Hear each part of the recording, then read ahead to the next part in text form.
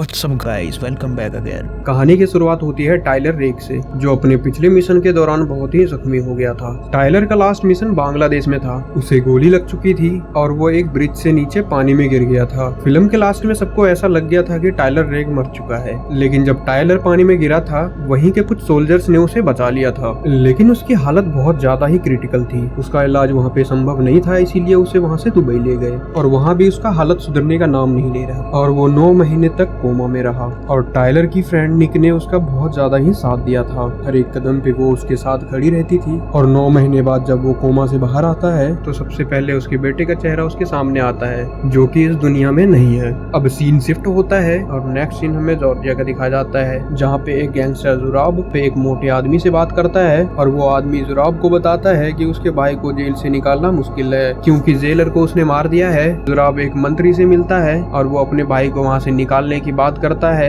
लेकिन वो मंत्री उसे मना कर देता है, तो जुराब उसे वहीं पे खत्म कर देता है। अब सीन शिफ्ट होता है। कुछ दिन बाद टाइलर ठीक हो जाता है, लेकिन वो चलने की हालत में नहीं होता है, लेकिन इतना ठीक हो गया था कि वो अपने घर में आराम से रह सकता था। यहाँ पे निक और याज ने, जो दोनों भाई बहन है, टाइलर को उसे एक सीक्रेट जगह पे शिफ्ट कर दिया था। अब टाइलर कुछ समझ नहीं पा रहा था और टाइलर बहुत दिन तक वो अपने उसी घर में बिताता है। टाइलर यहाँ पे बोर होने लगता है और खाली समय में वो अपने बेटे को याद करते रहता था। अब अगले सीन में जॉर्जिया के एक जेल में एक फैमिली को दिखाया जाता है और ये जेल दुनिया की सबसे खतरनाक जेलों में से एक होती है। दरअसल डेविड एक बहुत बड़ा गैंगस्टर होता है और वो उसी जेल में अपनी बीवी किटविन और 2 बच्चे सैंड्रो और नीना के साथ रहता है, लेकिन डेविड अपनी पत्नी को हमेशा टॉर्चर करते रहता है। ये देख के सैंड्रो को तो अच्छा नहीं लगता, लेकिन वो कुछ कर नहीं सकता। हालांकि वो अपनी माँ के साथ हमेशा रहता है और हमेशा उनका साथ देता है। अब सीन शिफ्ट होता है टाइलर के घर में और टाइलर मार्केट से आ रहा होता है, तो उसे उसके घर पे एक आदमी उसका वेट करता है और वो टाइलर को एक ऑफर देता है, लेकिन टाइलर को वो अपना नाम नहीं बताता है। दरअसल इस आदमी को टाइलर की एक्स वाइफ मिया ने भेजा है और मिया को मालूम है कि ये काम सिर्फ टाइलर कर सकता है। अभी थोड़ी देर पहले जिस फैमिली को हमने जेल में देखा था, उसे उस फैमिली को बाहर निकालना था। और वो आदमी बताता है कि डेविड और उसका एक भाई है और वो दोनों बहुत खतरनाक है। और वो आदमी बताता है कि तुमने इसे देखा भी होगा, जॉर्जिया की सड़कों पे ये ड्रग्स बेचता था और 8 साल के अंदर ही इन्होंने अपना एम्पायर खड़ा कर लिया था। और इन भाइयों को नागाजी कहते हैं और ये लोग जंग के माहौल में पैदा हुए थे और जब ये दोनों छोटे थे तब से उन्होंने जुल्म का सहारा ले लिया था और आगे जाके उन्होंने अपनी एक बहुत बड़ी गैंग बनाई और अपने गैंग मेंबर्स को अपने भाई की तरह मानता है और उसे अपनी फैमिली के जैसा रखता है। इसीलिए वो दोनों भाइयों पे अपनी जान आराम से दे सकते थे। और जिस जेल में किटवन है उसे कचारी प्रिजन कहते हैं और उस जेल में 2 गैंग है, जिसमें से एक गैंग किटवन को मारने की कोशिश करेगी और वो दोनों गैंग तुम्हें मारेगी। इससे अच्छा यही होगा कि तुम उस जेल में जाओ और आराम से किटवन को वहाँ से वापस ले आओ। और टाइलर उस काम के लिए उसे हाँ कर देता है। अब टाइलर निक को फोन करता है और उसे अपने काम के बारे में बताता है और निक भी हाँ कर देती है। टाइलर इस मिशन के लिए फिट नहीं था और टाइलर कुछ दिनों तक अपने ऊपर काम करता है, तब वो ट्रेनिंग शुरू करता है और कुछ दिनों बाद ही वो मिशन के लिए फिट हो जाता है। टाइलर और उसकी गैंग उसी जेल के लिए निकल जाता है। टाइलर की गैंग में बस 2 लोग होते हैं, निक और याज, लेकिन निक ने इस जेल के अंदर एक बंदे से पहले ही कांटेक्ट कर लिया था और वो बंदा उसकी मदद कर रहा था और उसने एरोस बना दिए थे ताकि बाहर से आए और उस एरो को फॉलो करते करते किटवन तक पहुंच जाए और इन्हें कोई प्रॉब्लम ना हो। थोड़ी देर बाद ये लोग कचारी प्रिजन के अंदर जाने के लिए रेडी हो जाते हैं और वो आदमी सीसीटीवी कैमरे को भी बंद कर देता है। इन लोगों को बस इतना करना है, चुपचाप इस जेल के अंदर जाके किटवन को बाहर ले आए और टाइलर ऐसा ही करता है। टाइलर किटवन और उसके बच्चे को वहाँ से लेके जाने लगता है, तभी नीना का एक टॉय उसके हाथ से गिर जाता है और वो जमीन पे गिरने से आवाज करने लगता है, जिससे पास के सेल वाला बंदा जाग जाता है और वो पूरी जेल में सिग्नल देना शुरू कर देता है, जिससे कि दोनों गैंग को खबर लग जाती है। अब यहाँ एक बहुत बड़ी प्रॉब्लम सामने आने वाली थी। पहली ये कि दोनों गैंग अब टाइलर के पीछे लगेगी और उनमें से एक गैंग किटवन को मारेगी और साथ ही पुलिस फ्री में। और टाइलर जब बाहर निकलने की कोशिश करता है तभी उसका सामना एक गैंग से हो जाता है, जो कि किटवन और टाइलर दोनों को मारने की कोशिश करता है, लेकिन टाइलर किसी तरह वहाँ से बच के निकल जाता है। उन्हें बाहर निकलने का रास्ता भी मिल चुका था। जैसे ही नीना और सैंड्रो बाहर जाता है तभी यहाँ पे डेविड आ जाता है, जो कि आते ही टाइलर और किटवन पे अटैक कर देता है और बहुत बेरहमी से वो टाइलर और किटवन को मारने लगता है। टाइलर डेविड के बीच फाइट होती है, लेकिन आखिर में किटवन आके उस पे हमला करती है और डेविड यहाँ पे मारा जाता है, लेकिन किटवन को यहाँ पे अच्छा नहीं लगता है। डेविड यहाँ पे कैसा भी आदमी था, लेकिन किटवन का पति था। यहाँ सैंड्रो सैंड्रो और नीना जो है निक के पास पहुंच चुके थे और यहाँ पे टाइलर और किटवन को लोगों के बीच से निकलना था। लेकिन यहाँ पे दोनों गैंग आपस में ही लड़ रहे होते हैं और साथ ही पुलिस भी उन लोगों के साथ लड़ रही होती है और उनके बीच से उन दोनों को वहाँ से निकलना था। और तभी टाइलर वहाँ उन लोगों के बीच से निकलने की कोशिश करता है, लेकिन यहाँ पे टाइलर भी बहुत लोगों को मारता है और उस जेल से निकलने में कामयाब हो जाता है। लेकिन रास्ते में डेविड और जुराब के लोग उस पे हमला करते हैं, लेकिन किसी तरह वहाँ से भी बच के निकल जाता है। और इसी दौरान नीना को हाथ में चोट लग जाती है और उसे फर्स्ट एड देता है, लेकिन यहाँ पे जुराब के लोग अभी भी उसका पीछा करता है। यहाँ पे टाइलर और उसके साथी ट्रेन से जा रहे होते हैं। यहाँ पे डेविड और जुराब के लोग उस पे हमला करते हैं और किसी तरह उस ट्रेन में भी आ जाते हैं और इनके ऊपर अटैक कर देते हैं। और यहाँ भी एक बहुत गंदी फाइट होती है, लेकिन टाइलर यहाँ पे सभी को मार गिराता है और आखिर में उन्हें पता चलता है कि ट्रेन का ब्रेक फेल है और कुछ दूर जाके उसका ट्रैक खत्म होने वाला है। और टाइलर सबको सेफ रखता है और यहाँ पे ट्रेन का एक एक्सीडेंट हो जाता है, लेकिन यहाँ पे किसी को ज्यादा चोट नहीं लगती।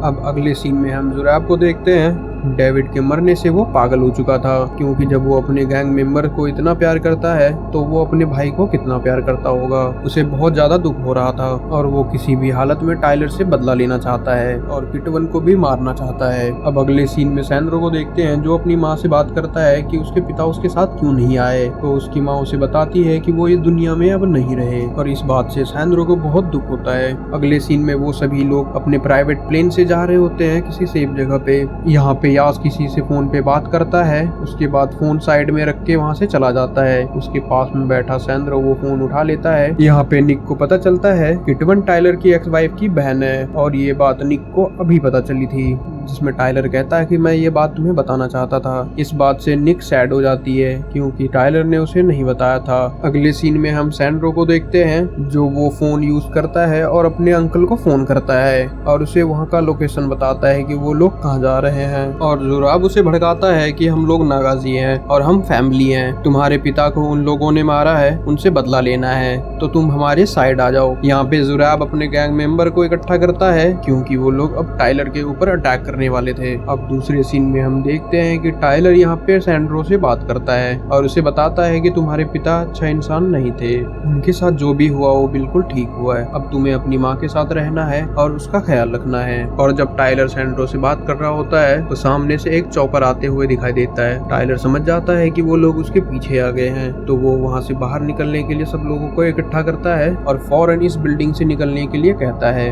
ग्राउंड फ्लोर पे जुरैब के लोगों ने कब्जा कर लिया था और साथ ही बिल्डिंग के कई एरिया में उन्होंने कब्जा कर लिया था और छत के ऊपर भी कुछ लोग आ गए थे और नीचे जुरैब टाइलर का इंतजार करता है क्योंकि उन्हें मालूम था टाइलर आएगा तो नीचे ही आएगा। और इसी बीच सैंड्रो अपने अंकल को मैसेज करता है तो उसकी माँ उसे देख लेती है और उसे पता चलता है कि ये सब जो हो रहा है ये सैंड्रो की वजह से हो रहा है। और थोड़ी देर में जुराब के लोग चॉपर से ही उन सभी पे फायर करने लगता है और उस जगह को पूरी तरह तबाह कर देता है, जिसमें टाइलर समझता है कि उसे किसी भी हालत में यहाँ से बाहर निकलना ही होगा, वरना वो यहाँ पे रहेंगे तो मारे जाएंगे। इसीलिए वो अपनी पूरी गैंग को एक सेफ जगह पे लेके जाने लगता है और यहाँ पे पुलिस भी आ जाती है। यहाँ पे जुरैब के लोग पुलिस वालों पे हमला करता है और यहाँ पे जब टाइलर सभी को यहाँ से लेके जाने की कोशिश करता है तो सैंड्रो उसकी कार से बाहर निकल जाता है और वो भागते हुए अपने अंकल के पास जाने लगता है। तो याज उसके पीछे जाता है उसे वापस लाने के लिए और यहाँ पे सैंड्रो भागते भागते अपने अंकल के पास पहुँच गया था और पीछे याज भी उसके पास ही पहुँचने वाला था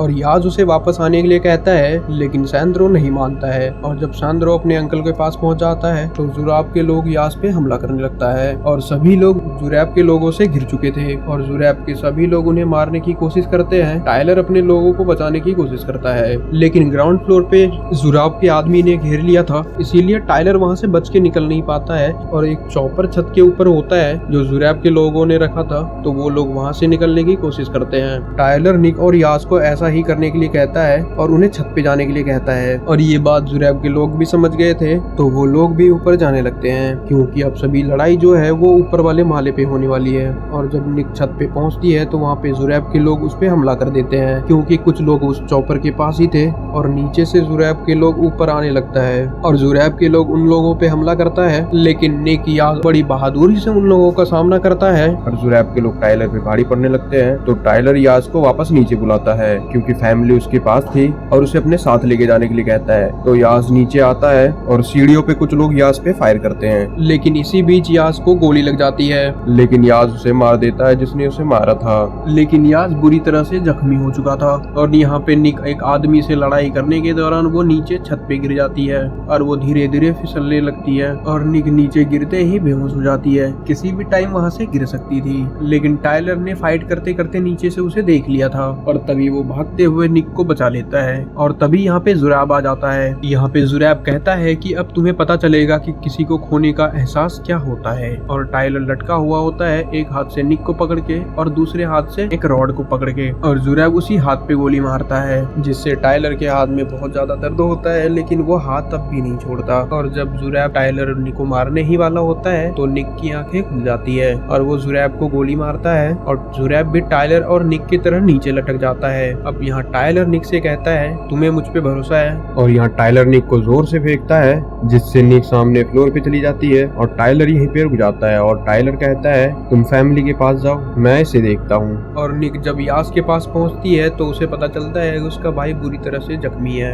क्योंकि इसे ढेर सारी गोलियां लगी है। और यहाँ टाइलर और जुरैब के बीच एक फाइट होती है और दोनों ही एक दूसरे को बेरहमी से मार रहे थे। और तभी टाइलर चालाकी दिखाते हुए कांच तोड़ देता है जिससे जुरैब नीचे गिरता है, लेकिन वो मरा नहीं था। और जुरैब को पता चलता है कि वो लोग चॉपर से भागने वाले हैं और सभी लोग जब चॉपर में बैठने वाले होते हैं जुरैब पीछे से आ जाता है और यास को गोली मार देता है, लेकिन वो किसी तरह वहाँ से निकल जाता है। लेकिन यास को ढेर सारी गोलियां लगने की वजह से वो मारा जाता है। ये देख के निक को बहुत ज्यादा बुरा लगता है और वो जोर जोर से रोने लगती है क्योंकि यास उसका भाई था और उसके अलावा कोई और होता नहीं है। और जब टाइलर यहाँ पे अपने साथियों के साथ उसी सेफ जगह पे होता है, टाइलर की एक्स वाइफ मिया अपनी बहन से मिलने आती है। टाइलर वहाँ खड़ा होकर उसे देखता है लेकिन वो कुछ कह नहीं पाता और अपनी बहन से मिलने के बाद टाइलर से बात करने आती है और उसे कहती है मुझे मालूम था कि तुम इस मिशन के लिए परफेक्ट हो। और यहाँ टाइलर मिया से माफी मांगता है क्योंकि जब उसका बेटा मर रहा होता है तो वो किसी मिशन के लिए चला जाता है क्योंकि टाइलर को ऐसा लग रहा था कि अगर वो यहाँ पे रहा तो वो पूरी तरह टूट जाएगा। और कहता है कि मैं हर चीज के लिए माफी मांगना चाहता हूँ जो मैंने गलती की है। और जब वो दोनों बात कर रहे होते हैं तो टाइलर के पास जुरैब का कॉल आता है और जुरैब टाइलर से कहता है कि मेरे सामने प्लेन खड़ी है लेकिन मुझे यहाँ से जाने की हिम्मत नहीं हो रही। और वो यहाँ पे उससे समझौता करना चाहता है, लेकिन यहाँ टाइलर कहता है कि मैं समझौते के लिए तैयार नहीं हूँ और मैं तुझे मारने के लिए आ रहा हूँ। तो वो सारी तैयारी करके वहाँ जाने लगता है और निक भी उसके साथ जाना चाहती है, लेकिन टाइलर उसे मना कर देता है और जुरैब की बताई हुई जगह पे अकेले जाने लगता है और जुरैब के बताए लोकेशन पे जाके तबाही मचाने लगता है। और टाइलर वहाँ पे पहुँचते ही जुरैब के ढेर सारे लोगों को मार गिराता है, उसकी सारी प्लेन्स और गाड़ियाँ सबको तोप से उड़ा देता है। उसने लगभग सभी लोगों को मार गिराया था। और जब जुरैब के पास पहुँचता है तो जुरैब ने सैंड्रो के ऊपर बहुत सारे बम बांध रखे थे और टाइलर से कहता है कि अगर तुमने आगे बढ़ने की कोशिश की तो मैं रिमोट दबा दूंगा और इसकी जान चली जाएगी। और टाइलर यहाँ पे रुक जाता है और जुरैब सैंड्रो से कहता है तुम जाके उसका गन लेके आओ और सैंड्रो को कहता है कि तुम इस गन से टाइलर को शूट करो, लेकिन सैंड्रो ऐसा नहीं कर पाता क्योंकि वो समझ गया था कि टाइलर सही है। ये देख के जुरैब खुद ही टाइलर को मारने लगता है और तभी सही समय पर निक वहाँ पे आ जाती है। उसके हाथ में गन थी और जुरैब के हाथ में भी गन थी। उसने सैंड्रो का गला दबा रखा था। वो दोनों एक दूसरे को मार सकते थे, लेकिन किसी तरह यहाँ पे जुरैब निक को ढेर सारी गोलियां मार देता है। इसी का फायदा उठा के टाइलर उस पे कूद पड़ता है। उनके बीच फिर से जोरदार फाइट होने लगती है और यहाँ पे सैंड्रो के ऊपर जो बॉम्ब लगा था